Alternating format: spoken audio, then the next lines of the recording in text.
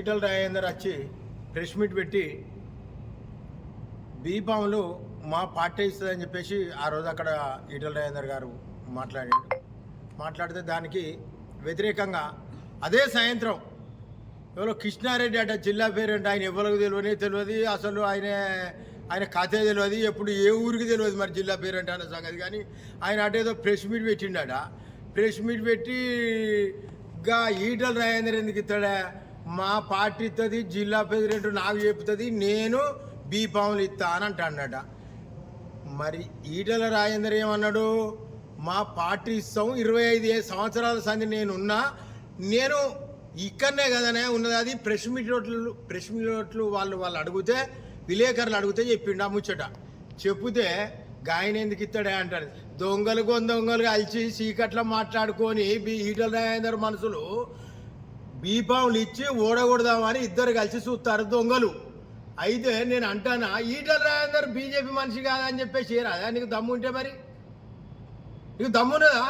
నువ్వు కృష్ణారెడ్డి అనేటువంటి నువ్వు ఒక జిల్లా పేరెంట్ అయితే మాట్లాడింది బీజేపీ మనిషే కదా. మరి ఆయన బీజేపీ మనిషి కాదు, నేను ఇస్తా కృష్ణారెడ్డిని, నేను ఒక జిల్లా పేరెంట్ను, ఈటల రాజేందర్ దేవు లేదు అని చెప్పేసి నువ్వు చెప్పు. మరి హుజరాబాద్ లాగా ఓడిపోయిండు ఎవరు, కాంగ్రెస్ ఆయన ప్రణవ్ బాబు ఓడిపోతే ఇన్ఛార్జ్ ఎవరు ఉన్నారు, ప్రణవ్ బాబు ఉన్నాడు. మరి ఇక్కడ హుజురాబాద్లో ఈయన ఓడిపోయిండు దురదృష్టశాత్తు, ప్రజలు ఏదో దురదృష్టశాత్తు ఓడగొట్టుకున్నారు.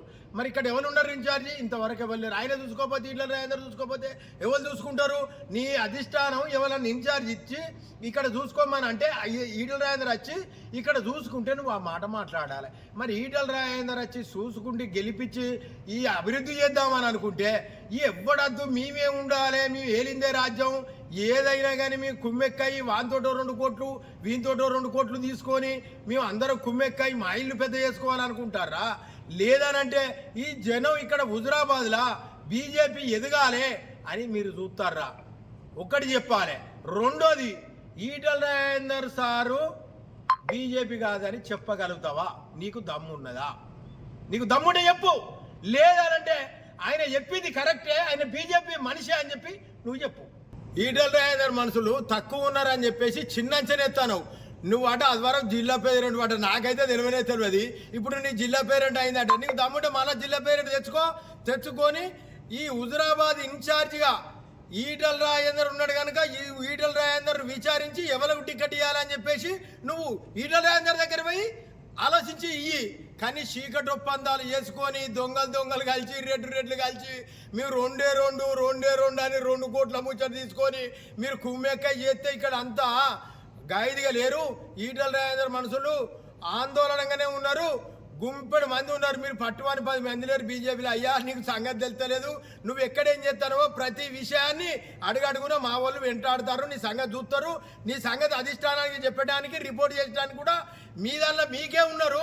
ఇంకా మా దాకా అవసరం లేదు. మీ బీజేపీలు అంటారు, మొన్న ప్రెస్ మీట్ పెట్టింది జిల్లా అధ్యక్షుడు తప్పు అని. మేము దాన్ని మాత్రం ఖండిస్తాను.